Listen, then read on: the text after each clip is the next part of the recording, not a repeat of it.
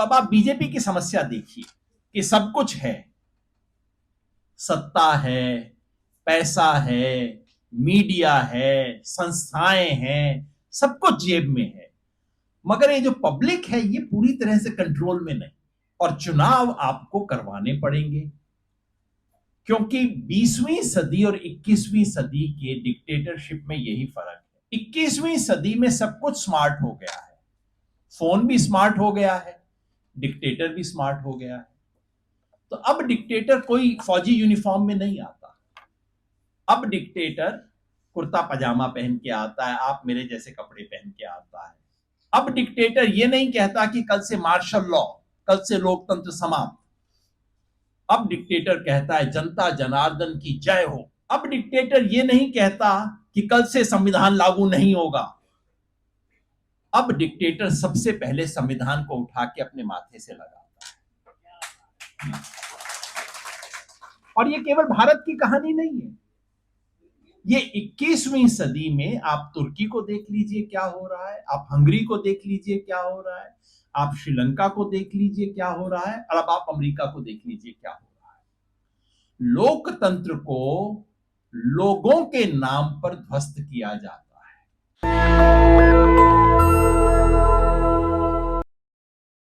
विपरीत मौसम में आए हुए तमाम साथियों, मौसम सिर्फ बारिश की वजह से विपरीत नहीं है। मौसम, जैसा आप जानते हैं, कई कारणों से विपरीत चल रहा है। वो चाहे मीडिया की आंधी हो, चाहे राजनीति का मिजाज हो, चाहे पुलिस प्रशासन की रवायत हो, इन सब तरीकों से मौसम विपरीत चल रहा है। लेकिन जैसा मैं बार बार कहा करता हूं, जो बहाव के साथ बहती हैं वो तो लाश होती है, जिंदा इंसान वही है जो बहाव के विरुद्ध तैरना चाहता है। तो आप सब जो तमाम लोग यहाँ आए हैं, अपने जिंदा होने का परिचय हम सब देते हैं। जब लक्ष्मण भाई के जरिए लालटून जी का अनुरोध मेरे तक पहुंचा, तो पहली प्रतिक्रिया मेरी संकोच की ही थी। और संकोच के एक नहीं कई कारण हैं, तो मैं कम से कम 4 कारण बताऊं कि मेरा सम्मान क्यों नहीं होना चाहिए। पहला तो ये कि मुझे लगता है कि जिस इंसान का सम्मान होना शुरू हो जाए, समझ लीजिए कि मतलब उसका काम वाम अब खत्म हो गया है, बेचारा रिटायरमेंट के नजदीक है। और मैं अभी नहीं मानता कि मैं रिटायरमेंट के नजदीक हूँ, कम से कम सार्वजनिक जीवन में। तो इसलिए मुझे लगा कि ना, अभी तो सम्मान ग्रहण करने की उम्र नहीं आई, अभी तो थोड़ा और बाल सफेद बोले तब शायद ये स्थिति आए। ज्यादा गंभीरता से कहूं तो मुझे ये भी लगा कि दरअसल सार्वजनिक जीवन में हमेशा ऐसा होता है कि काम बहुत लोग करते हैं और नाम और चेहरा किसी एक का आ जाता है, जो बहुत अजीब सी चीज होती है। सुप्रीम कोर्ट का आपने जिक्र किया, सुप्रीम कोर्ट में जो बहस हुई, इस सवाल पे जो अभी लड़ाई जारी है उसका आपने जिक्र किया। सच बात यह है कि वो एक बहुत बड़ी टीम का काम है। कहना चाहिए कि उसमें सुप्रीम कोर्ट के बहुत नामी गुरामी वकील, जिनमें से मेरे विचार से किसी ने अभी एक पैसा भी नहीं मांगा है, चाहे वो कपिल सिब्बल हों, अभिषेक मनु सिंघवी हों, प्रशांत भूषण हों, शादान फरासत हों, वृंदा ग्रोवर हों, और गोपाल शंकर नारायण हो, ये सब बहुत नामी गिरामी वकील हैं। न जाने एक एक के पेरेंट्स का कितना पैसा चार्ज करते होंगे, मुझे तो पता नहीं, कम से कम मेरी तो हैसियत के बाहर है वो सब मामला। लेकिन इन सब लोगों ने, इनके साथ जुड़ी हुई तमाम युवा वकीलों की टीम ने, और ये भी मैं कहना चाहूंगा कि बिहार की जो राजनीतिक दल हैं, उनकी जो डेटा टीम है, बहुत शानदार काम उन लोगों ने किया है। तो जिसे आप योगेंद्र यादव कह रहे हैं, वो दरअसल एक लेटर बॉक्स का नाम है, एक पोस्ट बॉक्स का नाम है, जिसके अंदर बहुत सारे नाम हैं, पते हैं, बहुत लोग हैं जिनका तो आप मुझे जो भी मान दे रहे हैं, मैं मान के चलता हूं कि आप पोस्ट बॉक्स में चिट्ठी डाल रहे हैं और जिस जिसको चिट्ठी है उसे पहुंचाना मेरा काम है। तो मैं कोशिश करूंगा कि उनमें से कई लोगों तक आपकी चिट्ठी पहुंचा दूं, आपका मान पहुंचा दूं। ये मैं नहीं हूं। मेरे जैसे लोगों का कई बार नाम आ जाता है, चेहरा आ जाता है, और दिक्कत ये होती है लक्ष्मण भाई कि इस देश में जिसका चेहरा आ जाए वो फिर अपने आप को मालिक समझना शुरू कर देता है। ये सबके साथ, पत्रकारों के साथ भी ये समस्या, नेताओं के साथ तो है ही है। तो उसके प्रति थोड़ा सा सतर्क रहना चाहिए, ऐसा मुझे लगा। तीसरा कारण ये है कि जो भी कुछ मेरा कंट्रीब्यूशन इसमें है वो भी मेरा नहीं है। यहाँ मुझे बहुत अच्छा लगा लक्ष्मण भाई ने बाकी जो बातें कही, उसकी शायद आवश्यकता नहीं थी, लेकिन आपने किशन जी का नाम दिया, मुझे बहुत अच्छा लगा। मेरा जीवन में आप मुझ में अगर कोई दो चार गुण देखते हैं, वो मेरे नहीं हैं, वो केवल इसलिए हैं कि मेरा एक सौभाग्य था जिसके लिए मैंने कुछ जीवन में किया नहीं। संयोग ऐसा था, जब मैं 20-22 साल का था, उस वक्त मुझे ऐसे शानदार लोगों की संगत मिली, विशुद्ध संयोग के कारण ऐसे शानदार लोगों की संगत मिली, तो मैं कहता हूं कि अगर उनकी परछाई किसी पत्थर पे पड़ जाती तो वो पत्थर भी थोड़ा सा गुणी हो जाता। और मैं तो इंसान था, तो परछाई उनकी पड़ी तो कुछ तो असर होना ही था। तो ये जो आप मुझ में देख रहे हैं, बस वो उनकी परछाई है, उससे फालतू कुछ नहीं है। और उनमें से कईयों का बिहार से संबंध था।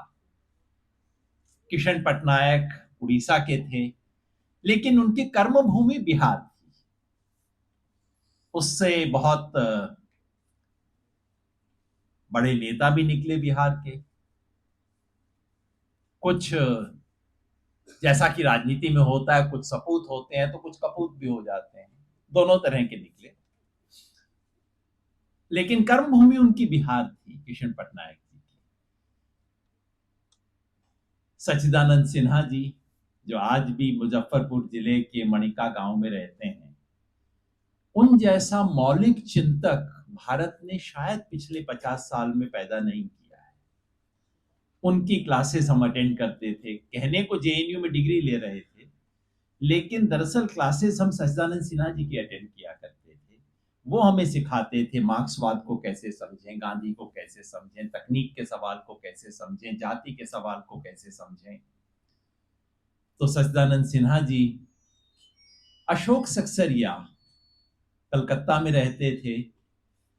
सचमुच ये ऐसे कुछ लोग हैं जिनके बारे में बाद में कहानी लिखें तो आपको विश्वास नहीं होगा, आप कहेंगे ना ना बातें बना रहे हो, ऐसे थोड़ी होते हैं इंसान। ये बिल्कुल उस तरह के लोग थे अशोक सक्सेरिया, जिसने पेन पकड़ पकड़ के न जाने कितने लोगों को लेखक, महान लेखक, पत्रकार और पता नहीं क्या कुछ बना दिया, और अपने नाम से कभी कुछ नहीं छापा। वो अशोक सक्सेरिया, या अपने सासाराम के रोहतास के शिव पूजन सिंह जी, राम इकबाल बरसी जी। विश्वास नहीं होगा, बिहार के अभी के लोगों को विश्वास नहीं होगा कि इतने ईमानदार लोग एमएलए हुआ करते थे बिहार के। या समाजवादी आंदोलन के तमाम दस्तावेजों को सहेजने समेटने वाले विनोदानंद प्रसाद जी। मुझे इन सब लोगों की संगत करने का अवसर मिला, और जो कुछ भी सोच की दृष्टि से, काम की दृष्टि से कर पाया, वो इस परछाई की वजह से। आप कई लोगों को लगता है कि मैं बहुत बड़े काम करता हूं और अच्छे काम करता हूं, लेकिन अगर आप उस पौध और नर्सरी में देखें जिसमें हम सब बड़े हुए, जिसमें सुनील भी थे, जिसमें लिंगराज भाई थे, तो आप पाएंगे कि मैं उस पौध और नर्सरी का सबसे अच्छा पौधा नहीं हूं। जो सुनील बगरा थे, काश ये देश जान पाता कि सुनील कौन थे। और मैं कई बार कहता हूं कि गांधी शायद उस उम्र में इतने बड़े नहीं थे जितना कि सुनील उस उम्र में बड़े थे हमारे साथी, जो अब नहीं रहे। तो इन सब लोगों की संगत का, दुनिया में कोई भी बड़े काम हमेशा एक छोटी टीम किया करती है, और मुझे सौभाग्य मिला उस छोटी सी टीम के अंदर कुछ वक्त 5-10 साल गुजारने का। तो जो कुछ मेरा है वो मेरा नहीं है, वो कहीं दूसरी तरफ से आया है, मैं केवल उसका एक निमित्त हूं, उससे अधिक कुछ नहीं। और चौथा कारण मेरा सम्मान न करने का ये है कि अभी लड़ाई जीती नहीं गई है। अभी तो हम बिल्कुल बीचों बीच हैं। पता नहीं क्या होगा। आमतौर पे मैच खत्म होने के बाद अवार्ड सेरेमनी होती है, अभी तो मैच पूरा नहीं हुआ है, चल रहा है। बिहार में जरूर रिलीफ मिल गया है, लेकिन हम सब की निगाह तो बिहार से ज्यादा ऊपर होनी चाहिए, पूरे देश पे निगाह रहनी चाहिए। तो देश का मैच है वो तो अभी भी बाकी है, और परसों जाके इसी की तैयारी करनी है। 7 और 8 तारीख को सुप्रीम कोर्ट में फिर एक की। तो ये सब कारण होने के बावजूद मैं यहां क्यों हूं? एक तो कारण है बिहार से लगाव। कई लोगों को ऐसी गलतफहमी हो जाती है कि मेरा कोई पारिवारिक बिहार से संबंध है। मेरा किसी किस्म का कोई पारिवारिक संबंध बिहार से नहीं है। अगर जन्मना संबंध देखें तो मेरा कतई कोई संबंध नहीं है। दूर से खींचूं भी तब भी मेरी माँ इलाहाबाद से थी, तो इलाहाबाद तो अभी भी बिहार से काफी दूर रह जाता है। तो लेकिन बिहार से इन सब साथियों के कारण एक आत्मीय रिश्ता बना, और पिछले 30-35 साल से मैं जो भी व्यक्ति मिलता है उसको कहता हूं कि अगर तुमने बिहार नहीं देखा तो तुमने हिंदुस्तान नहीं देखा, जाओ जरा हिंदुस्तान देख के आओ।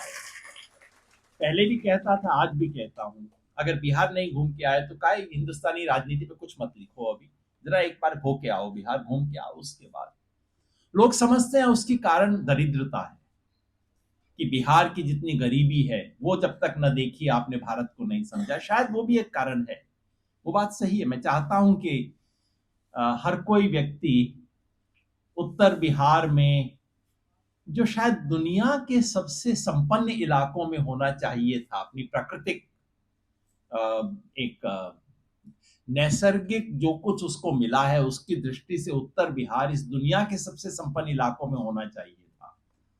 और वहां की गरीबी जिसने अपनी आंख से नहीं देखी वो कभी समझ नहीं पाएगा कि क्या हिंदुस्तान है।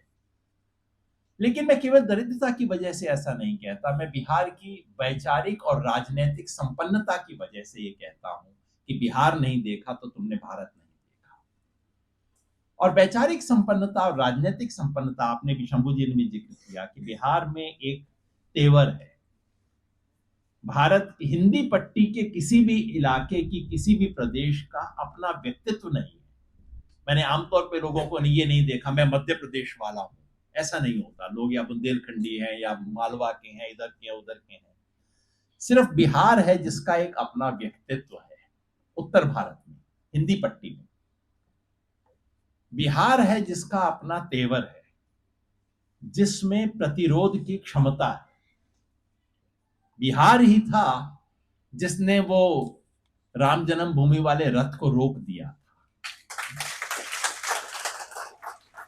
बिहार है जहां लोग आज भी मुझे टोक कर कहते हैं आपने अपने लेख में वो लिखा था। जैसे मनोज भाई ने कुछ पंक्तियां कोट कर दी। कई बार लिखते लिखते इंसान को लगता है कि मैं किसके लिए लिख रहा हूं, कोई पढ़ भी रहा है कि नहीं पढ़ रहा है। लेकिन बिहार में आता हूं तो कई बार लोग कहते हैं आपने अपने फला लेख में ये पंक्ति लिखी थी, मुझे खुद भूल गई होती है, लेकिन बिहार में पढ़ा जाता है। और मैंने तमाम संपादकों से चेक किया है, हिंदी पट्टी का अगर कोई एक प्रदेश है जहां लिखे शब्द को पढ़ा जाता है, जिसको गुना जाता है, जिसमें चर्चा होती है, तो वो बिहार है। और इसलिए बिहार से एक उम्मीद रही। तो मैं यहां हूं सिर्फ इसलिए नहीं कि संयोग से बिहार में एसआईआर शुरू हुआ, सिर्फ इस उम्मीद के साथ नहीं कि बिहार में इसका प्रतिरोध होगा, बल्कि इसलिए भी कि बिहार पूरे देश में जो लोकतंत्र की हत्या करने का प्रयास चल रहा है उसके प्रतिरोध की शुरुआत बिहार से होगी। इस उम्मीद से मैं यहां पे आया हूं, इस उम्मीद से यहां बोल रहा हूं। जैसा लक्ष्मण भाई ने कहा कि मैंने कहा सम्मान की बजाय संवाद हो जाए तो ज्यादा बेहतर होगा, क्योंकि मन में लालच ये है कि यहां बैठा हर व्यक्ति कम से कम 150 लोगों को तो प्रभावित कर सकता है। और अगर यहां बैठे हुए लोगों को समझ आ गई कोई बात, तो मेरे को तो कम से कम 1 लाख लोग यहां सामने दिखाई दे रहे हैं, क्योंकि वो बात कम से कम 1 लाख लोगों तक तो पहुंच जाएगी। तो इसलिए मैं कोशिश करूंगा कि ये जो एसआईआर का सारा मामला है उसको एक परिप्रेक्ष्य में रख सकूं। वैसे जमीनी अनुभव आपके पास है, मुझसे बहुत ज्यादा है, लेकिन इस सारे मामले को जो मैं देख पा रहा हूं उसकी कुछ बुनियादी 2-4 बात आपके सामने रख दूं, उसके बाद जरूरत हो तो हम और चर्चा कर सकते हैं। पहली बात तो ये कि एसआईआर को हम एक टुकड़े की तरह न देखें। इस देश के लोकतंत्र का चरित्र बुनियादी रूप से बदलने की 3 कोशिश एक साथ चल रही है। एसआईआर उसका सिर्फ एक हिस्सा है। 2024 में जब बीजेपी को यह समझ आ गया कि बाबा साहेब के संविधान पे आप सामने के दरवाजे से हमला नहीं कर सकते, और अगर करेंगे तो हाथ जलेंगे, ये तो आप ऐसा मामला है, अगर ये पंगा लेंगे तो मामला गड़बड़ा जाएगा। और बीजेपी को यह भी समझ आ गया कि आप सब कुछ कर लीजिए, सारे मीडिया को जेब में रख लीजिए, तमाम चीजें कर लीजिए, पैसा इतना झोंक दीजिए, उसके बाद भी इस देश की पब्लिक में कुछ है जो आपको 240 पे रोक देती है। सब कुछ क्या नहीं किया, हर किस्म का इंतजाम 2024 में इन लोगों ने कर लिया था। उसके बाद भी जैसा इंदिरा गांधी को 1977 में महसूस हुआ होगा, उन्हें भी उस वक्त लगता था कि सब कुछ अरेंज हो गया, बस अब तो इलेक्शन की फॉर्मेलिटी है जिसमें जीती जाएंगी, ऐसी क्या बात है। तो जैसा एहसास इंदिरा गांधी को 1977 में हुआ था, कम से कम उसका एक टेस्ट बीजेपी को 2024 में मिल गया।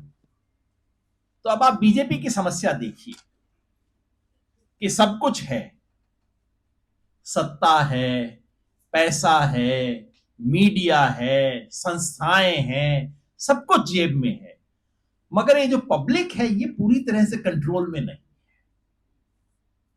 और चुनाव आपको करवाने पड़ेंगे, क्योंकि 20वीं सदी और 21वीं सदी के डिक्टेटरशिप में यही फर्क है। 20वीं सदी का डिक्टेटर जो है वो सामने आके आमतौर पे फौजी यूनिफॉर्म लेके आता था, और उस जमाने में टीवी नहीं हुआ करता था, रेडियो होता था, तो रेडियो पे आके घोषणा कर देता था कल से सेंसरशिप है, कल से मार्शल लॉ इस देश में है, लोकतंत्र समाप्त है, ये सब बात कह देता था। 21वीं सदी में सब कुछ स्मार्ट हो गया है, फोन भी स्मार्ट हो गया है, डिक्टेटर भी स्मार्ट हो गया है। तो अब डिक्टेटर कोई फौजी यूनिफॉर्म में नहीं आता, अब डिक्टेटर कुर्ता पजामा पहन के आता है, आप मेरे जैसे कपड़े पहन के आता है। अब डिक्टेटर ये नहीं कहता कि कल से मार्शल लॉ, कल से लोकतंत्र समाप्त।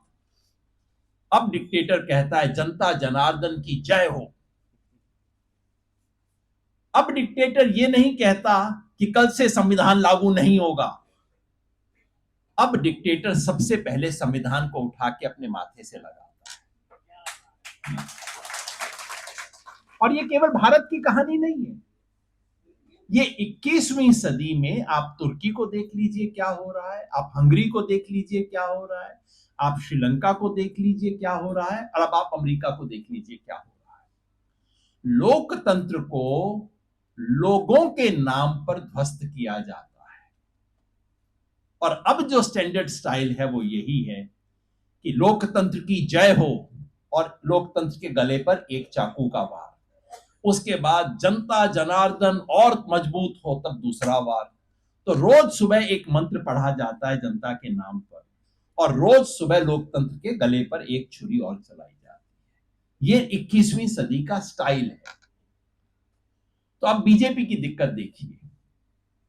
बीजेपी की दिक्कत 2024 के बाद ये थी कि लोकतंत्र रखना है नाम के वास्ते, चुनाव करवाना अनिवार्य है।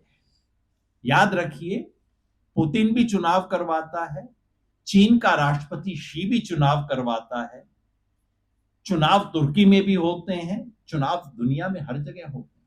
चुनाव होंगे तो चुनाव होंगे, और आप रूस की तरह के चुनाव नहीं करवा सकते भारत में, क्योंकि जनता को 70 साल मुंह में थोड़ा सा खून लग गया है। अब हिंदुस्तान की जनता को थोड़ा सा ये है कि भाई हम इस देश का फैसला करते हैं, राजा रानी के पेट से पैदा नहीं होगा, वोट से पैदा होगा। हिंदुस्तानी जनता के मिजाज में अभी आ गया है। तो आपको चुनाव भी करवाने हैं, चुनाव दिखने भी चाहिए कि भाई ठीक ठाक तरीके से हो रहे हैं, और चुनाव में जीत भी मेरी होनी चाहिए। ये कैसे किया जाए? अब बीजेपी का संकट भी समझा कीजिए, उनके लिए कुछ सहानुभूति आप भी मन में रखिए थोड़ा सा, है ना। अब ये कैसे किया जाए? ये बिल्कुल वैसा ही मामला है जैसा इस देश की जाति व्यवस्था का संकट है, कि हमने एग्जाम भी करवाने हैं, एग्जाम के मार्क्स भी दिखाने हैं, मेरिट के हिसाब से सिलेक्शन भी करना है, और अपने बच्चे को सेलेक्ट भी करवाना है। सब कुछ एक साथ करवाना है।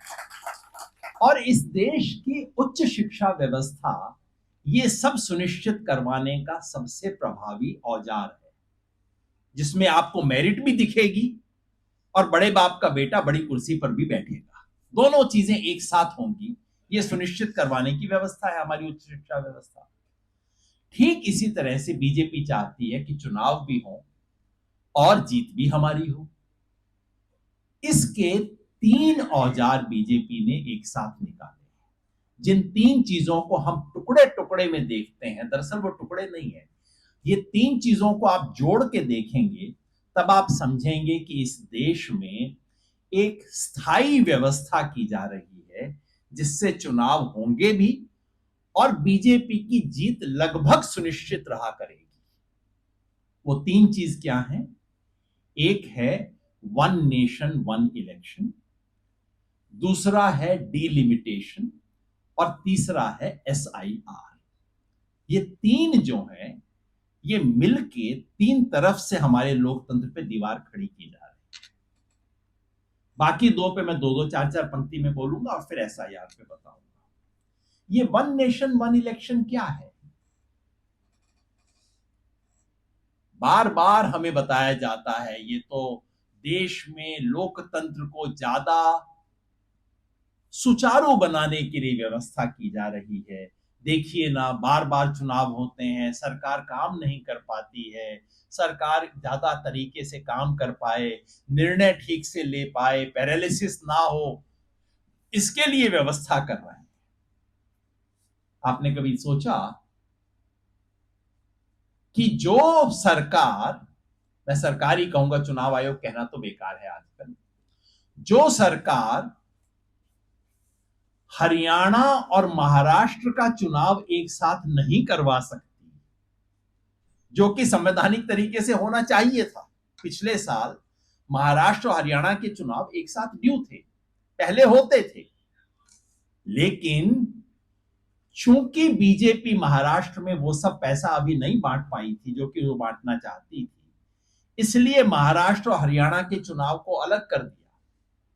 तो जो लोग 2 राज्यों का चुनाव एक साथ नहीं करवा सकते, वो कहते हैं कि पूरे देश का चुनाव हम एक साथ करवाएंगे। क्यों कहते हैं? इसलिए कि हर 6-8 महीने में चुनाव का होना ये किसी राज्य के लिए कोई संकट नहीं है। किसी राज्य की चुनाव प्रशासनिक व्यवस्था पर कोई दिक्कत नहीं है, क्योंकि एक राज्य के लिए 5 साल में केवल 2 बार चुनाव आते हैं। एक बार विधानसभा चुनाव आता है, एक बार लोकसभा चुनाव आता है। तो संकट किसके लिए है? संकट उसके लिए है जो दिल्ली में राज कर रहा है और जिसे हर 8-10 महीने में एक बार परीक्षा देनी पड़ती है, और परीक्षा में फेल होने का खतरा कई बार आता रहता है। सब कुछ करने के बाद भी आपको ध्यान होगा कई बुजुर्ग होंगे तो उनको शायद ध्यान होगा, एक जमाने में व्यवस्था होती थी कि बीए का इम्तिहान ऑक्सफोर्ड वगैरह में आजकल भी होता है, पूरे 3 साल के पढ़ाई के बाद एक परीक्षा हुआ करती थी एक जमाने में। फिर उसके बाद हमारे आते आते तक व्यवस्था ये हुई कि सालाना एक एग्जाम हुआ करेगा। अब ये हो गया है, सेमेस्टर का इम्तिहान होना शुरू हो गया है। तो जैसे जैसे परीक्षा बढ़ती जाती है, विद्यार्थी का कष्ट भी बढ़ता जाता है कि अब हर 6 महीने में काम करना पड़ेगा। तो बीजेपी की ये समस्या है कि हर 6-8 महीने में उसकी देश में कहीं ना कहीं परीक्षा हो जाती है, और अभी भी इस देश में इतना कुछ बचा हुआ है कि परीक्षा में कभी कभार फेल होने का खतरा बना रहता है। और इस देश में एक छत्र राज करने की जो है इच्छा, और चूंकि बार बार परीक्षा होती रहती है तो बार बार आपको कुछ ना कुछ करना पड़ता है। अब महिलाओं को 10,000 रुपए देना ही पड़ गया बिहार के अंदर, है ना। आप संकट देखिए, बीजेपी की दिक्कत समझिए आप थोड़ा, कि हर 6-8 महीने में उन्हें ऐसा कुछ करना पड़ जाता है। क्या ही अच्छा हो अगर 5 वर्ष में ये झंझट केवल एक ही बार करना पड़े। बार बार मैनेज करना पड़ता है, टीवी वालों को पता नहीं टेबल के ऊपर कितना देना पड़ता होगा, टेबल के नीचे से क्या कुछ देना पड़ता होगा। तो ये सारा झंझट अगर 5 साल में एक बार करना पड़े तो आप समझिए ना कितनी आसानी हो जाएगी। तो जब बीजेपी कहती है कि देश की प्रशासन व्यवस्था सुचारू हो जाएगी, आप उसे उस तरह देखिए कि इलेक्शन मैनेजमेंट जो है वो सुचारू हो जाएगा बीजेपी का।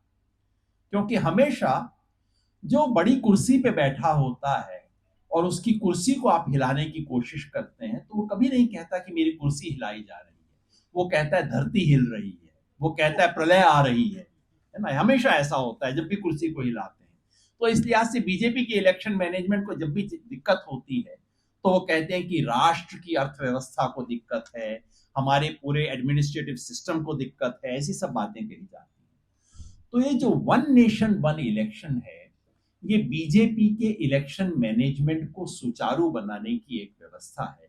इसमें एक और सुविधा है, और वो सुविधा ये है कि यदि विधानसभा और लोकसभा के चुनाव एक ही दिन होंगे तो जो भी राष्ट्रीय पार्टी होगी उसका वोट सामान्य से 2-3% बढ़ जाएगा, क्योंकि बड़ा वोट छोटे वोट को खींचेगा, थोड़ा ऊपर वाला वोट नीचे के वोट को खींचेगा।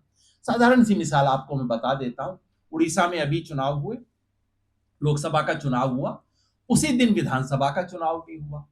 लोकसभा में बीजेपी 21 में से 20 सीट जीत गई, और नवीन बाबू इस आश्वस्ति में थे कि लोकसभा इनको दे देते हैं, विधानसभा तो हमें जीतना ही जीतना है ना। और वहां बीजेपी बिल्कुल किनारे पर जीत गई, जिसकी किसी को उम्मीद नहीं थी, खुद बीजेपी को उम्मीद नहीं थी। अब आप ये सोचिए, अगर उड़ीसा का चुनाव, लोकसभा और विधानसभा का चुनाव 2 महीने के फासले पर भी हुआ होता, क्या ये परिणाम आता? नहीं।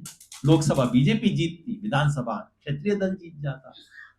तो वन नेशन वन इलेक्शन के पीछे जो असली मंशा है वो है सत्ता के केंद्रीयकरण की।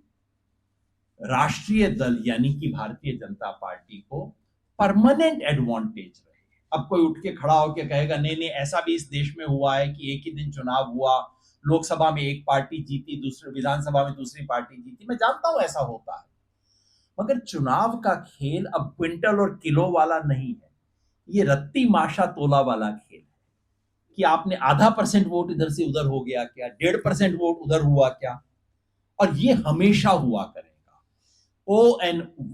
वन नेशन वन इलेक्शन का खेल ये है कि बीजेपी को देश में चुनाव जीतने में जिस किस्म की अड़चने आती हैं वो अड़चने पहले से थोड़ी कम हो जाएंगी, और जो चुनाव का मैदान है वो 1-1.5 डिग्री बीजेपी की तरफ झुक जाएगा। और जैसा कि आप जानते हैं 1-1.5 डिग्री से बहुत कुछ पानी की ढलान बन जाती है। तो ये है मामला।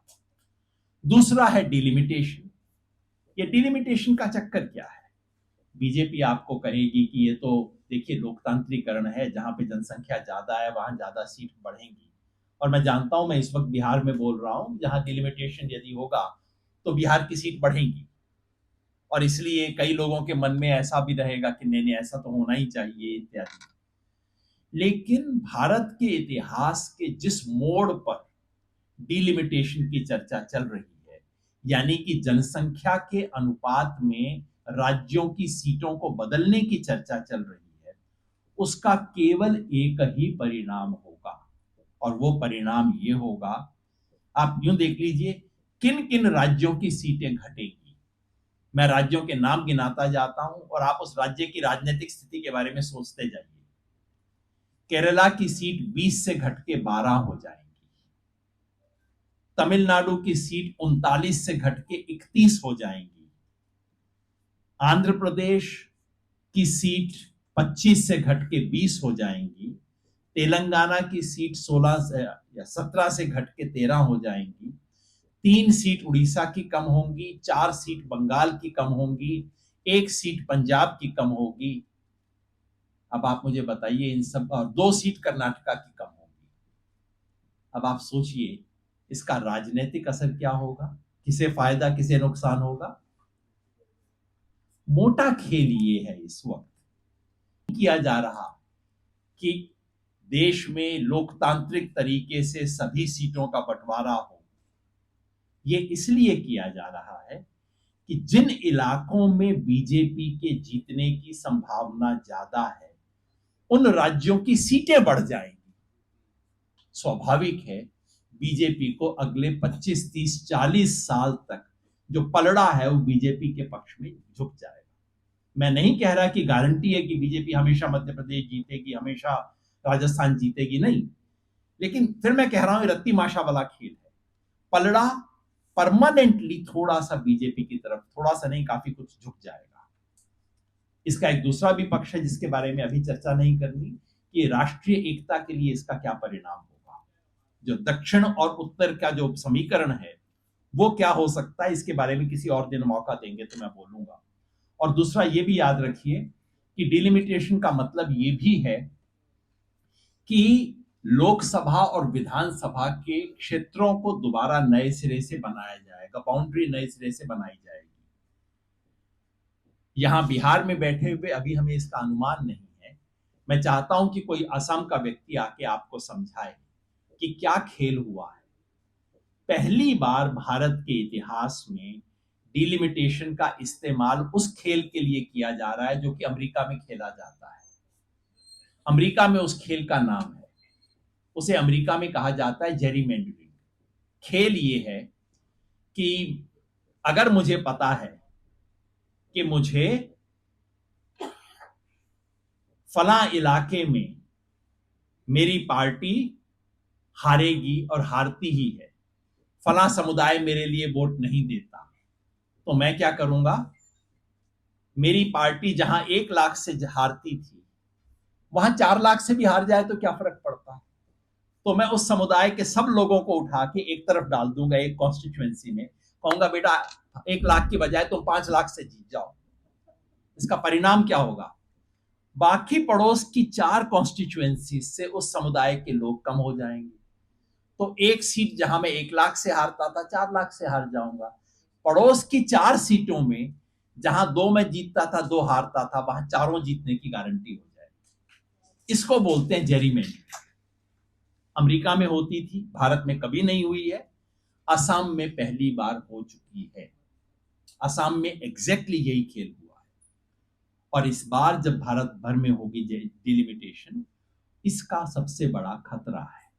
जाति और धर्म को देख के कॉन्स्टिट्यूएंसी के स्वरूप तय किए जाएंगे, इस तरीके से तय किए जाएंगे कि एक पार्टी के जीतने की संभावना परमानेंटली बढ़ जाएगी। तो ये दूसरा है, पहला वन नेशन वन इलेक्शन, दूसरा डिलिमिटेशन, और तीसरा है एसआईआर। ये तीनों एक ही औजार के 3 फन हैं, इसके समझ लीजिए।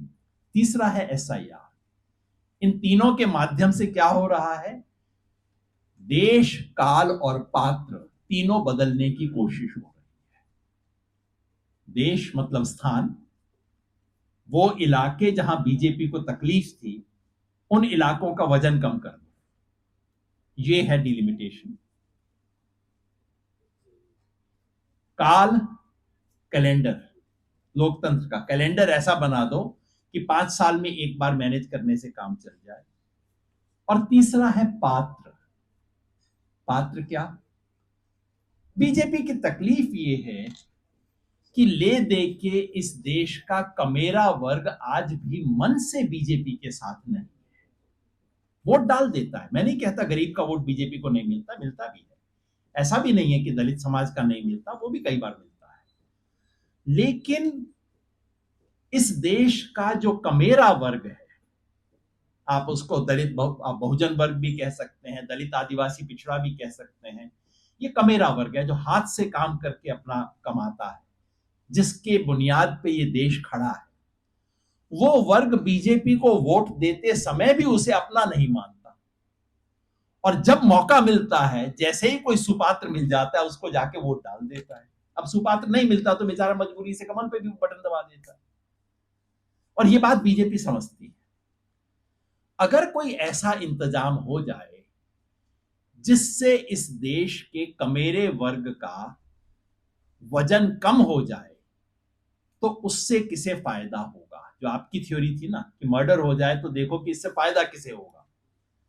आप सोचिए, अगर इस देश में कुछ ऐसा हो जाए कि इस देश का जो सबसे नीचे का 20% वोटर है, वो मान लीजिए रातों रात गायब हो जाए, किस पार्टी को फायदा होगा? आप सोचिए जरा उससे।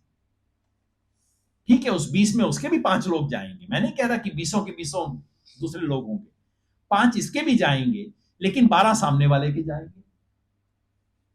और अगर मैं ये कुछ इंतजाम कर सकूं तो बताइए, अगर मैं बीजेपी की तरफ से सोच रहा हूं, और अगर मैं सोच रहा हूं कि अगले 30-40 साल के लिए चुनाव भी हो लेकिन जीतूं भी मैं, तो उसके लिए अच्छा इंतजाम नहीं है ये कि नीचे वाले 15-20% जो है उनको किसी तरह से गायब कर दिया जाए वोटर लिस्ट से। मैं आपके सामने प्रस्ताव रखना चाहता हूं आपके सोचने के लिए, क्योंकि बिहार का एक बुद्धिजीवी वर्ग यहां है, कि ये एसआईआर केवल बिहार को सामने रख के बनाया हुआ योजना नहीं है। हां, एसआईआर बनाते वक्त बिहार से ज्यादा बंगाल और असम की चिंता किसी को रही होगी, लेकिन ये केवल बंगाल, बिहार और असम के लिए भी नहीं। एसआईआर किसी एक ऐसे दिमाग की पैदाइश है जो अगले 20-30 साल के बारे में सोच रहा है, और जो सोच रहा है कि ऐसा कुछ सिस्टम बन जाए जिससे जो वर्ग मेरा पक्का अपना नहीं है उसका वजन घट जाए। एसआईआर वो सुनिश्चित करने का एक तरीका है। ये अटपटी बात लगेगी, लेकिन आप सोचिए, मैं आपको 2 देशों का उदाहरण देता हूं। अमेरिका में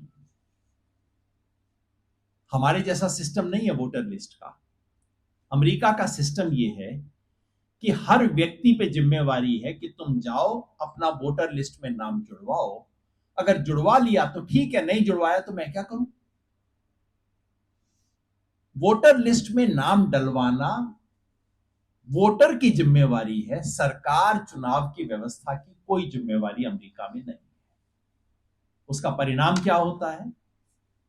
अमेरिका के 100 वयस्क लोग यदि हैं, उनमें से केवल 74 लोग वोटर लिस्ट पे आ पाते हैं। केवल इस साल की बात नहीं कर रहा मैं, सदैव अमेरिका में वहां की आबादी का 20-25% हमेशा वोटर लिस्ट से बाहर रहता है। क्यों? क्योंकि जिम्मेवारी वोटर के कंधे पे डाली हुई है। अब आप सोचेंगे भारत में क्या स्थिति है? 2024 में भारत में भी चुनाव हुआ, अमेरिका में भी चुनाव हुआ, तो लगभग उसी समय के आंकड़े दोनों देशों के हैं। भारत में यदि 100 वयस्क व्यक्ति हैं, उनमें से 99 वोटर लिस्ट पर हैं। अमेरिका में उसी समय केवल 74 लोग वोटर लिस्ट पे थे। अंतर क्या है? भारत में आपका नाम वोटर लिस्ट पर डालना चुनाव आयोग की जिम्मेवारी था, सरकार की जिम्मेवारी है। मास्टर जी आपके घर आएंगे, आपका नाम लिखेंगे, वोटर लिस्ट में डलेगा। और अमेरिका में यह है कि तुम आओ, तुम अपना नाम डलवाओ। अगर मैं आपसे पूछूं कि अच्छा बताइए, अनुमान लगाइए कि अमेरिका में वो कौन 25 लोग हैं जिनका नाम वोटर लिस्ट पे नहीं होता। आपको बहुत अनुमान लगाने की आवश्यकता नहीं है। अमेरिका के जो अश्वेत लोग हैं, जो वहां का गरीब, अमेरिका में गरीब को होमलेस बोला जाता है, मतलब वहां की गरीबी देखने का तरीका यह है कि होमलेस है। जो अमेरिका का जो अश्वेत है, जो होमलेस है, जो एथनिक माइनॉरिटी है, जो माइग्रेंट है, ये सब लोग वोटर लिस्ट में बहुत कम संख्या में रहते हैं।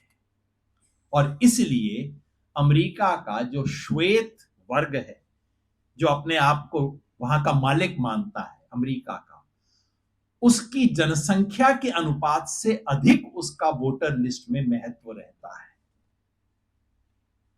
अब आप समझ रहे हैं भारत में क्या खेल हो रहा है। एसआईआर क्या कर रहा है? मैंने बार बार कहा, और मुझे अच्छा लगा कि मनोज भाई ने उस चीज को दर्ज किया, आपने भी नोटिस किया। एसआईआर वोटर लिस्ट का रिवीजन नहीं है। वो साल से इस देश में चल रहा है, हर साल होता है, होना चाहिए, चुनाव आयोग का काम है, करना चाहिए, और अगर करे तो इसका स्वागत होना चाहिए। इसका कोई विरोध करने का मतलब नहीं है। वोटर लिस्ट में रिवीजन तो होना ही चाहिए, क्यों नहीं करते? अगर कोई साथी कहे कि अभी तो दिसंबर जनवरी में किया था, दोबारा करने की क्या जरूरत थी, मैं कहूंगा कि जरूरत तो नहीं थी, पर अगर करना चाहते मेरे को कोई विरोध नहीं है, तुम 10 बार और कर लो। लेकिन एसआईआर वोटर लिस्ट का रिवीजन नहीं है। एसआईआर भारत में वोट देने के अधिकार के नियमों का रिवीजन है। भारत में वोट देने का अधिकार किसे मिलेगा और किन शर्तों पे मिलेगा, उसे बदला जा रहा है। इसलिए मैं पिछले 3 महीनों से गला फाड़ फाड़ के बार बार बोल रहा हूं, ये एसआईआर बिहार के बारे में केवल नहीं है। ये एसआईआर केवल बिहार की वोटर लिस्ट को सुधारने बिगाड़ने की चीज नहीं है। ये देश में वयस्क मता सार्वभौम वयस्क मताधिकार, यूनिवर्सल एडल्ट फ्रेंचाइज, उसको बदलने की कोशिश है। उसकी जो यूनिवर्सैलिटी है हमारे देश में, जैसा आपने कहा, एक ही अधिकार है जो व्यक्ति के पास है, बाकी सब अधिकार तो कागज के हैं। बस एक ही अधिकार है कि वो 5 साल में एक बार अपनी उंगली पे रंग लगवा सकते हैं, कहीं पे जाके हम वो बटन दबा सकते हैं। उस एक अधिकार को छीनने की कोशिश है। और कैसे? एसआईआर में कुछ ऐसी चीजें हो रही हैं जो कि आज तक इस देश में कभी नहीं हुई।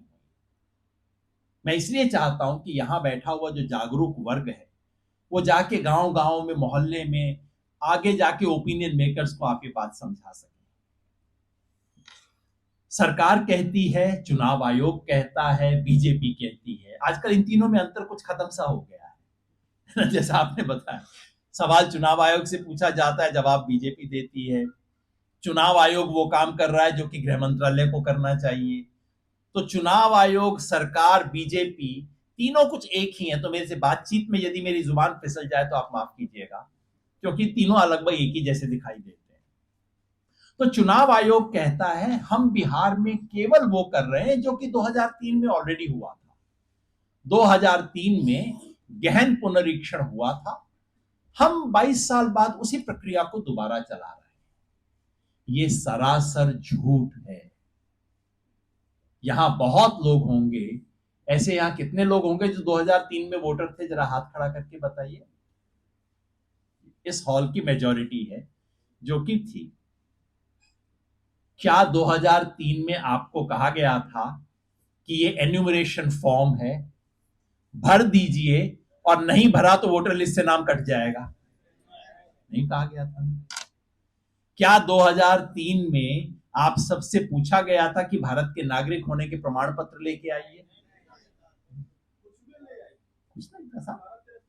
सही। तो ये सरासर झूठ है कि चुनाव आयोग की एक पुरानी प्रक्रिया थी जो कि पिछली बार 2003 में हुई थी, जिसको चुनाव आयोग दोबारा शुरू कर रहा है, क्योंकि वोटर लिस्ट को ठीक करने की जरूरत थी। ये कतई झूठ है। सच ये है कि भारत के इतिहास में पहली बार दो चीज की जा रही है और उसके साथ जुड़ी कुछ और। नंबर एक, आज तक भारत में वोटर लिस्ट पर आपका नाम डालना सरकार का काम था, चुनाव आयोग का काम था। पहले एन्यूमरेटर कहा जाता था, पिछले 10-15 साल से बीएलओ कहा जा रहा है। वो आपके घर आता था और वो बैठ के नाम लिखता था, घर का मुखिया नाम बता देता था, और कभी कभार घर के मुखिया के सिग्नेचर भी उस पर ले लिए जाते थे। लेकिन एन्यूमरेटर का जिम्मेवारी थी कि हर घर जाएगा, उसकी लिस्ट बनाएगा, उसको शामिल करेगा, और अगर उसमें कोई चूक होती थी तो एन्यूमरेटर का दोष था, जिसपे उसको सजा मिलती थी। पहली बार देश के इतिहास में ये जिम्मेवारी एन्यूमरेटर या बीएलओ यानी कि चुनाव आयोग के कंधे से उतारकर वोटर के कंधे पे डाली जा रही है कि बाबू, ये फॉर्म तुम्हारे घर दे रहे हैं, 25 तारीख तक भर के दे देना, न भरा तो तुम्हारा नाम वोटर लिस्ट पे नहीं रहेगा। ऐसा इस देश में कभी नहीं हुआ है आज तक।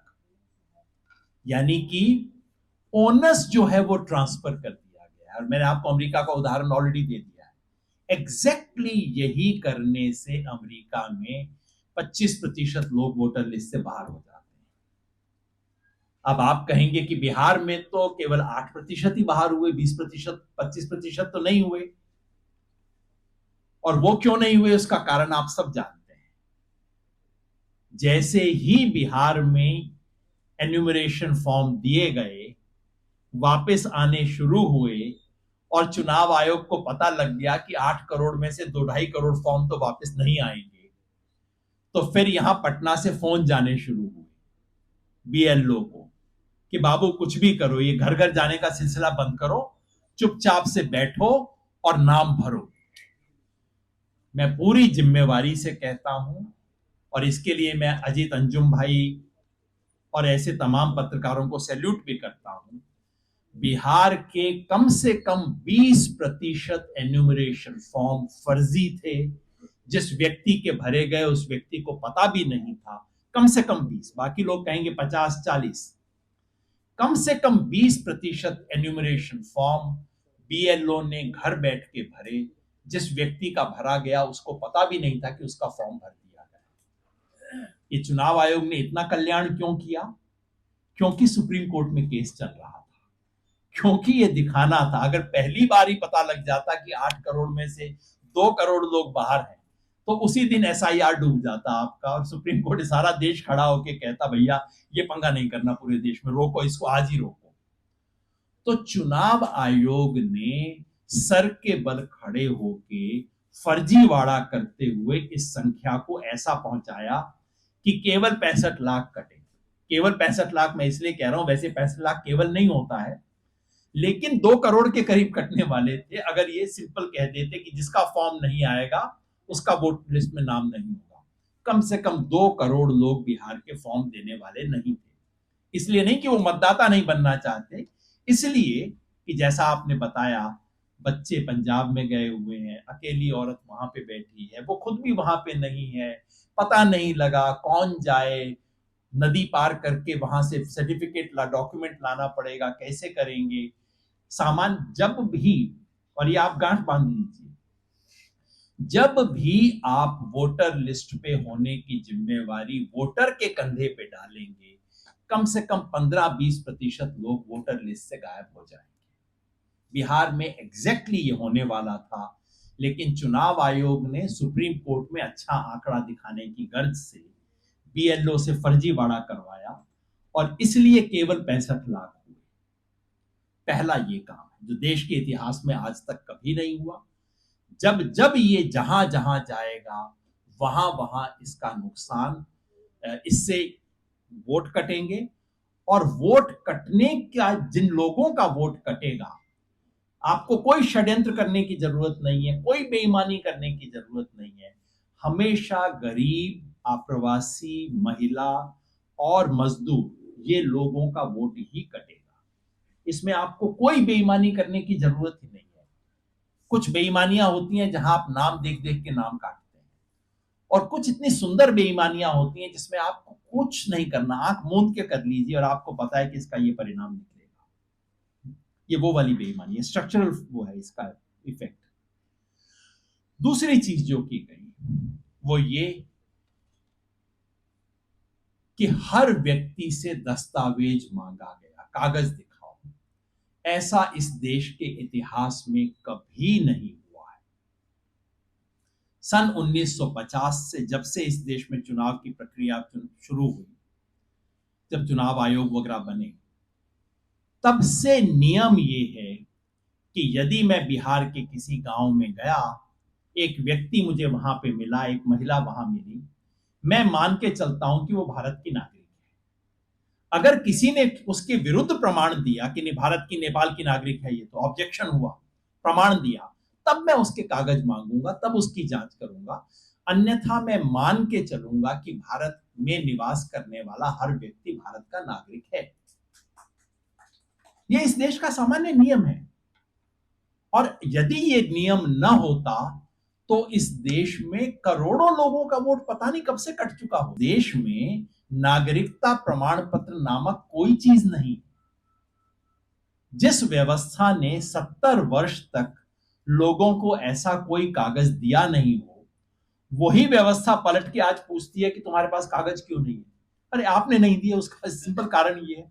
आप मेरे से पूछ रहे हो कि तुम्हारे पास कागज क्यों नहीं है, आपने नहीं दिए इसलिए नहीं है मेरे पास। अगर इस देश में कागज मांगे जाते तो आराम से 10-20 करोड़ लोगों का वोट कट चुका होता। इस देश में अंतिम व्यक्ति को वोट देने का अधिकार इसीलिए रहा क्योंकि प्रिजम्पशन ये था, प्रिजम्पशन ऑफ सिटीजनशिप टेक्निकली इसको कहते हैं, कि हम मान के चलते थे कि आप नागरिक हैं। अगर आपके विरुद्ध कोई सबूत आया तो बात अलग है। एसआईआर ने इस अवधारणा को ठीक सर के बल खड़ा कर दिया है। अब मेरी धारणा यह है कि मैं आपके घर आया, शंभू जी को देखा, तो बाबू मुझे नहीं पता तुम भारत के हो कि बांग्लादेश के हो कि पाकिस्तानी हो कि नेपाली हो, तुम बताओ तुम कैसे हो। पहली बार इस देश के 70 साल के चुनावी इतिहास में, 75 साल के इतिहास में वोटर को कहा जा रहा है कि आप कागज के आधार पर प्रमाणित कीजिए कि आप भारत के नागरिक हैं, अन्यथा मैं मान के चलूंगा कि आप नहीं हैं। ये बहुत बड़ा कदम है। इसलिए मैं कहता हूं ये वोटर लिस्ट का रिवीजन नहीं है, ये वोटिंग राइट की अवधारणा का रिवीजन है। और रिवीजन नहीं है, सर के बल खड़ा कर दिया इस पूरी अवधारणा को। सिर्फ इतना ही नहीं, कौन से कागज मांगूंगा उसकी सूची भी रातों रात बदल दी गई है। अब तक चुनाव आयोग के पास एक सूची थी कागजों की। आप सोचेंगे जब मांगते ही नहीं थे तो सूची की क्या जरूरत थी चुनाव आयोग को। वो इसलिए थी कि अगर आप अपना नाम कभी बीच रास्ते में जुड़वाना चाहें तो फॉर्म 6 और फॉर्म 7 के जरिए हो जाता था। ये इसके लिए चुनाव आयोग के पास ऑलरेडी एक सूची थी कौन कौन से दस्तावेज मान्य होंगे। चुनाव आयोग ने ऑलरेडी 12 दस्तावेज अपने वेबसाइट पर दिए हुए थे। चुनाव आयोग के फॉर्म में 12 दस्तावेजों का जिक्र हुआ करता था। रातों रात उन 12 में से 9 दस्तावेज चुनाव आयोग ने खारिज कर दिए और 8 नए दस्तावेज लेके आ गए। रातों रात ये बदलाव हुआ, इसका आज तक कोई कारण नहीं दिया गया है। और बदलाव ये हुआ है कि जो दस्तावेज जनता के पास उपलब्ध थे उन्हें लिस्ट से निकाल दिया गया और जो दस्तावेज जनता के पास उपलब्ध नहीं थे उनको लिस्ट में डाल दिया गया। सोचिए क्या मानसिकता होगी इसके पीछे। केवल 3 दस्तावेज हैं जो पुरानी लिस्ट में भी थे, नई लिस्ट में भी है। वो है पासपोर्ट, बहुत कम लोगों के पास होता है। बर्थ सर्टिफिकेट, बहुत कम लोगों के पास होता है। तीसरा मैट्रिकुलेशन का सर्टिफिकेट। ये 3 पिछली लिस्ट में भी थे, अब भी माने गए। लेकिन पुरानी लिस्ट में कुछ और दस्तावेज हुआ करते थे। आधार, इलेक्शन कमीशन का एपिक कार्ड, राशन कार्ड, मनरेगा card, driving licence, PAN card, PAN card भी इस देश में पासपोर्ट से तो ज्यादा उपलब्ध है। आप सोचेंगे पैन कार्ड केवल इनकम टैक्स वालों के पास होता है, मैंने चेक करके देखा, पैन कार्ड की उपलब्धता भी इस देश के, ये जो चुनाव आयोग की 11 की लिस्ट है उनसे ज्यादा तो पैन कार्ड है, उससे ज्यादा तो ड्राइविंग लाइसेंस है लोगों के पास। वो तमाम दस्तावेज जो जनता के पास उपलब्ध थे उसको लिस्ट से बाहर कर दिया गया। और कैसे दस्तावेज लेके आए? आपके पास सरकारी कर्मचारी होने का आइडेंटिटी कार्ड है, आपके पास बैंक या एलआईसी की पासबुक हो जो कि 1987 के पहले की हो, लिखा हुआ है, मैं मन से, मैं, आप हंसी हंसी की बात है, लेकिन देखिए कैसा कुत्सित दिमाग हो जो इस तरह की चीजों को इजाद कर रहा है। 1987 से पहले की बैंक की कौन रखता, अगर किसी के पास होगी तो कौन रखता है भाई उसको? आपके पास फॉरेस्ट राइट एक्ट के तहत दिया गया पट्टा हो, बिहार में फॉरेस्ट नहीं है, बिहार में आदिवासी नहीं है, मैंने फिर भी चेक किया कि देखो यार कितने होंगे, पता लगा पूरे बिहार में 119 या 120 पट्टे आज तक इशू किए गए, जिसको प्रमाण मांग रहे हैं, पूरे बिहार में 120 है। मतलब खेल क्या था? अब आप सोचेंगे क्या मतलब हो रहा है, जो चीजें लोगों के पास है वो मानेंगे नहीं, जो नहीं है वो मांगेंगे, क्यों? ताकि मनमानी की जा सके, ताकि ईआरओ तय कर सके कि किसका वोट बनेगा और किसका कटेगा। अगर मैं ऐसे दस्तावेज मांगू जो मुझे पता है आप सबके पास नहीं है, और मुझे अपने विवेक के आधार पर फिर फैसला करना पड़ेगा आप में से किसका मांगू या किसका न मांगू, तो अब आप समझिए जब एसडीएम साहब का विवेक चलेगा तो विवेक किसकी तरफ चलेगा? वो एसडीएम का विवेक नहीं होगा, वो सत्ताधारी पार्टी का विवेक होगा। तो पहला हिस्सा जो था वो स्ट्रक्चरल डिसएनफ्रेंचाइजमेंट का था, जिसमें आप पूरी ईमानदारी से गरीब, आप्रवासी, हाशियाग्रस्त समूहों को बाहर कर सकते हो। दूसरा हिस्सा जो था वो मनमर्जी और आर्बिट्रेरीनेस का था, कि शक्ल से देखेंगे, नाम अगर आपका आपका नाम देखा जाएगा, आपकी जाति देखी जाएगी, उसके आधार पर फैसला किया जाएगा कि आपके कागजात अच्छे हैं कि नहीं। ये दूसरा था। ऐसा भारत के इतिहास में कभी नहीं हुआ, ये दो चीजें पहले कभी नहीं हुई थी। तो अब आप पूछेंगे कि भाई जब ये सब कुछ हुआ तो बिहार में और ज्यादा लोगों का नाम क्यों नहीं कटा? 65 लाख का तो पहले में कट गया था। जब दस्तावेजों की जांच हुई तो 65 लाख जो है वो घट के 47 कैसे हो गए? 65 का तो बढ़ के ज्यादा होना चाहिए था। बिल्कुल सही बात है। अगर चुनाव आयोग ने जो शर्तें रखी थी उन शर्तों का अक्षरतः पालन किया जाता तो 65 लाख के अलावा बिहार के 2 करोड़ और लोगों का वोट कटना तय था। फिर क्यों नहीं कटा? क्योंकि मामला सुप्रीम कोर्ट में है, क्योंकि हर हफ्ते हियरिंग हो रही है, क्योंकि चुनाव आयोग के वकील से पूछा जा रहा था कि ये क्या हुआ, 65 लाख काट दिया आपने, और कितने काटोगे? और वकील कोर्ट में कह रहा था सर आप वेट कीजिए, आप देखिए तो सही में एक भी और नहीं काटेंगे। ये कोर्ट में चल रहा था, वहां पे जमीन पे कार्रवाई हो रही है, और उनका वकील कोर्ट में कह रहा है सर आप देखिए हम एक और भी नहीं काटेंगे। मतलब उसी चुनाव आयोग ने मौखिक आदेश दिए, जो कि आप जानते हैं, सब जमीन पे किसी भी बीएलओ से चेक कर लीजिएगा, सब बीएलओ को आदेश दिया गया कि भैया आप और मत काटो। अब दस्तावेज भी चाहिए और काटना भी नहीं है, तो क्या करे बेचारा बीएलओ? उसको कहा गया चिंता मत करो, अगर किसी व्यक्ति का नाम खुद 2003 में है तो उसको छूट पहले ही दे दी थी, अगर किसी के मां पिता का नाम भी 2003 की लिस्ट में है उसको भी छूट दे दो, लिखा हुआ नहीं है कहीं पे भी है, लेकिन दे दी छूट। फिर बीएलओ ने फोन किया सर अभी भी 250 लोग बच गए मेरे बूथ के अंदर जिनका कुछ नहीं मिल रहा। फिर उनको कहा गया कि माँ बाप का छोड़ो, चाचा, ताऊ, नाना, ससुर, सास, कोई भी रिश्तेदार अगर उसका 2003 में मिलता है तो उसको छूट दे दो। आप सब जानते हैं गांव में यही हुआ है। इसका जिक्र कहीं कागज में नहीं है, एसआईआर के आदेश में कहीं नहीं लिखा, और बिहार के बाद किसी भी और राज्य में छूट मिलेगी इसकी कोई प्रमाण नहीं है। ये क्यों किया गया? ताकि सुप्रीम कोर्ट में दिखाया जा सके कि भाई देखिए हमने और नहीं काटे। और उसके बाद जो था सुप्रीम कोर्ट का आधार वाला जजमेंट आ गया। आधार के जजमेंट का यही फायदा हुआ, बाकी आधार पे सारी बहस हो गई और एक बात तो ऐसा लगता था एसआईआर का केस केवल आधार का केस बन गया है, जो कि नहीं बनना चाहिए था। पर उसका महत्व यही था कि आधार एक दस्तावेज था जो कि हर व्यक्ति के पास है।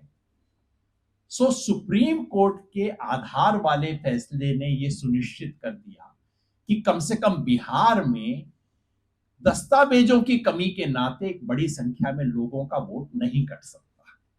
इसके लिए हमें सुप्रीम कोर्ट का धन्यवाद करना चाहिए। उस एक आदेश से लाखों लोगों का वोट बच गया। लेकिन याद रखिए, अभी तक सुप्रीम कोर्ट ने यह नहीं कहा है कि ये आधार का जो जजमेंट है ये बाकी देश पर भी लागू होगा। अभी तक हम कुछ नहीं जानते हैं। और अभी 7 और 8 तारीख को हियरिंग होगी। क्या होगा, क्या आदेश होगा, उसके बारे में मैं कुछ बहुत कहना नहीं चाहता। कोर्ट कचहरी के बारे में बहुत ज्यादा हम सार्वजनिक चर्चा करें उसका फायदा भी नहीं है। लेकिन कोर्ट कचहरी में क्या कुछ हो रहा है आप भी अपनी आंख से देख रहे हैं, मैं भी अपनी आंख से देख रहा हूं। जो भी व्यक्ति अखबार पढ़ता है, टीवी देखता है, वो जान रहा है कि कोर्ट कचहरी किस दबाव में आजकल। उसको आप ध्यान में रखिएगा जो कि आगे होता है। सो मैं ये चीज इसलिए केवल बताना चाह रहा था कि ये जो एसआईआर है ये एक बड़े डिजाइन का हिस्सा है। देश, काल और पात्र। 2024 के चुनाव के बाद बीजेपी के सामने ये 3 समस्याएं थी और इन तीनों समस्याओं को सुलझाने के 3 तरीके निकाले गए हैं। देश यानी कि स्थान या क्षेत्र की समस्या, मतलब कुछ ऐसे इलाके जो बीजेपी के पक्ष में वोट उतना नहीं देते, उसका समाधान है डिलिमिटेशन। काल, बार बार 6-8 महीने के बाद जो परीक्षा होती है और राज्य और लोकसभा के चुनाव जो अलग अलग होने से आपको एक ही राज्य को 2 अलग बार जीतना पड़ता है, उसका समाधान है वन नेशन वन इलेक्शन। और पात्र यानी कि देश का एक बहुत बड़ा वर्ग जो आपके पक्ष में नहीं है, उसका वजन कम करने का तरीका है एसआईआर। अगर इसमें कोई शक नहीं कि आज कम से कम बिहार के इस चुनाव के लिए एसआईआर की वोट बंदी पर लगाम लगी है और सुप्रीम कोर्ट को मैं धन्यवाद करता हूं। आधार वाले जजमेंट की वजह से लगी है और उससे भी ज्यादा हर हफ्ते जो सुनवाई हो रही थी, इनकी तलवार लटकी हुई थी, इसलिए चुनाव आयोग को भी लगता था हर हफ्ते हमें कुछ स्टेटमेंट लेके जाना है, एफिडेविट लेके जाना है। और ये तो हम दिखा नहीं सकते कि 65 लाख से और ज्यादा काट दिया। इस सब के चलते एक टेम्परेरी लगाम लगी है, लेकिन ये एसआईआर नामक मुसीबत अपने पूरे स्वरूप में देश में मौजूद है। एसआईआर के मूल आदेश में एक भी संशोधन अब तक नहीं हुआ है। जब इस एसआईआर के और चुनाव आयोग और सरकार और बीजेपी तीनों इसका इंतजार कर रहे हैं कि एक बार सुप्रीम कोर्ट से गर्दन छुट जाए, उसके बाद एसआईआर का असली खेल आपको बंगाल में दिखाई देगा। असली खेल तभी बिहार में जो हुआ है तो अभी एकदम छोटी सी झलक है, और वो झलक भी मतलब वो रोशनदान भी आधा बंद ही हो गया था सुप्रीम कोर्ट की वजह से। असली खेल आपको बंगाल में दिखाई देगा, जो बीजेपी के लिए बहुत महत्वपूर्ण है और दीर्घ काल में पूरे देश में दिखाई देगा। तो मैं आपको फिर यही याद दिलाना चाहता हूं कि एसआईआर के विरुद्ध जो संघर्ष हुआ है, जिसमें मुझ जैसे लोगों को भी एक छोटी सी भूमिका अदा करने का मौका मिला है, लेकिन जैसा मैं क्रिकेट मैच के बारे में कहता हूं वही बात फिर दोहराऊंगा कि मैच टीम खेलती है, किसी को बैटिंग करने का मौका मिलता है, कोई विकेट कीपर होता है, किसी को थर्ड मैन पे फील्डिंग करने के लिए बोला जाता है, जो थर्ड मैन की फील्डिंग कर रहा होता है वो भी उतना ही महत्वपूर्ण होता है जो कि बॉलिंग करने वाला व्यक्ति। तो केवल बॉलर और बैट्समैन के ऊपर अपना ध्यान न केंद्रित करें। मेरे जैसे लोगों को कई बार वो मौका मिल जाता है, जो थर्ड मैन पे फील्डिंग कर रहा है वो सबसे बड़ा काम कर रहा होता है। ये बहुत बड़ी जिम्मेवारी है केवल बिहार के लिए नहीं, जिम्मेवारी उस महिला के प्रति है। संतलिया देवी आपने बोला ना, संतलिया देवी और उसकी सहेली निर्मला देवी। मैं बार बार कहता हूं, आजकल इस देश में भारत माता की जय कहने का बड़ा फैशन चल गया है। मुझे कोई एतराज नहीं है उस नारे से, अच्छा ही लगता है। हमारे स्वतंत्रता आंदोलन का नारा था, और जिन लोगों ने स्वतंत्रता आंदोलन में एक बूंद खून नहीं बहाया वो आजकल स्वतंत्र बड़ी बड़ी बातें करने लगे हैं। भारत माता की जय बहुत सुंदर नारा है, लेकिन याद रखिए कि वो भारत माता कैलेंडर वाली माता नहीं है, वो संतलिया देवी है, वो भारत माता। जब हम भारत माता की जय कहते हैं तो संतलिया देवी की जय कह रहे हैं। वो जो कि धान की रोपनी करते हुए लाइन से औरतें खड़ी होती हैं, कमर झुकी होती है, पता नहीं घर पे शाम को आके कैसा लेटती होगी वो जो लाइन में लगी हुई औरत है। मेरा बस चले तो मैं इन तमाम कैलेंडर से वो शेर वाली और झंडे वाली और सुंदर सी साड़ी वाली भारत माता की फोटो हटवा के ये धान की रोपनी करती हुई जो औरतों की पंक्ति होती है उसकी फोटो लगवा दूं और कहूं ये है भारत माता, इसकी जय। एसआईआर के विरुद्ध जो संघर्ष है वो भारत माता की जय करने का संघर्ष है, क्योंकि संतलिया देवी का वोट नहीं रहेगा अगर एसआईआर होगा तो, क्योंकि इस देश का वयस्क मताधिकार समाप्त हो जाएगा अगर एसआईआर रहा तो। इस देश की लोकतांत्रिक संस्थाओं पे तमाम तरह के हमले हो रहे हैं, खुले हमले भी हो रहे हैं, लेकिन सिर्फ खुले हमले नहीं हो रहे। सबसे बड़ा खेल होता है जब आप फर्श को थोड़ा सा टेढ़ा कर देते हैं, सारा पानी आपको पता है ढील के एक तरफ आएगा। ये SIR, one nation one election और डिलिमिटेशन, ये उस फर्श की ढलान को परमानेंटली चेंज करने के तरीके हैं। उसका सामना करना, उसका मुकाबला करना हम सबका कर्तव्य है।